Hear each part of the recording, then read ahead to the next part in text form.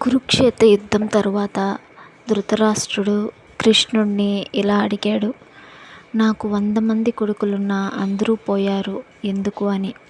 అప్పుడు కృష్ణుడు ఇలా జవాబిచ్చాడు, 50 జన్మల క్రితం నీవు ఒక వేటగాడువు. నీవు వేటాడుతున్నప్పుడు ఒక మగపక్షి మీద బాణం వేశావు, కానీ అది ఎగిరిపోయింది. ఆ కోపంతో నీవు గూడిలోని 100 పిల్లల పక్షులను నిర్దాక్షిణ్యంగా వధించావు.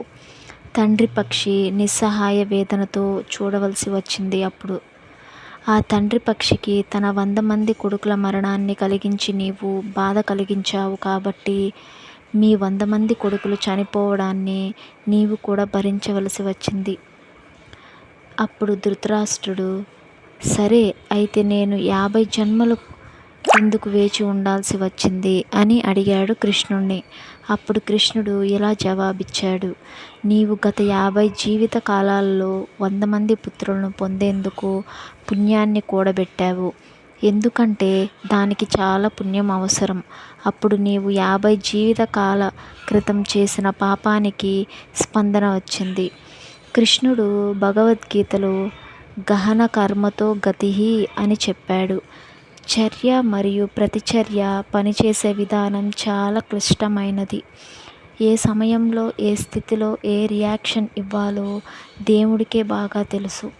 అందువల్ల ఈ జీవిత కాలంలో కొంత ప్రతిస్పందన రావచ్చు, కొన్ని తదుపరి జీవితంలో మరియు కొన్ని సుదూర భవిష్యత్ జీవిత కాలాల్లో రావచ్చు.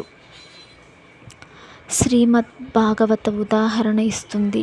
ఏమనగా, మనకు 1000 దూడలు ఉన్న గోశాలలో ఉంటే మరియు అక్కడ ఒక తల్లి ఆవును వదిలేస్తే ఆ వేలలో తన దూడ ఎక్కడ ఉందో ఆమె సులభంగా కనుగొంటుంది. ఈమెకు ఈ సామర్థ్యం ఉంటుంది. అదేవిధంగా మన కర్మ మనల్ని ఈ గ్రహం మీద మిలియన్ల మందిలో కనుగొంటుంది. రోడ్డుపై వెళుతున్న వేలాది మంది ఉండవచ్చు, కానీ ఒకరు మాత్రమే ప్రమాదానికి గురవుతారు. ఇది యాదృచ్ఛికంగా కాదు, కర్మ ద్వారా. అందువల్ల కర్మ యొక్క సూత్రం చాలా బాగా పనిచేస్తుంది. ఇది పనిచేయడంలో నెమ్మదిగా ఉండవచ్చు, కానీ ఎవరూ దీని నుంచి తప్పించుకోలేరు అని కృష్ణుడు బదులిస్తాడు. మీకు ఈ వీడియో నచ్చింది అని అనుకుంటున్నానండి. మీకు కనుక ఈ వీడియో నచ్చినట్లయితే మన ఛానల్కి సపోర్ట్ చేయండి. అలాగే మన ఛానల్కి సబ్స్క్రైబ్ చేసుకొని పక్కనే కనిపిస్తున్న బెల్ ఐకాన్ని ఆన్ చేసి పెట్టుకోండి. తద్వారా మన వీడియోస్ని మీరు మిస్ అవ్వకుండా వాచ్ చేయొచ్చు. Thank you all for watching.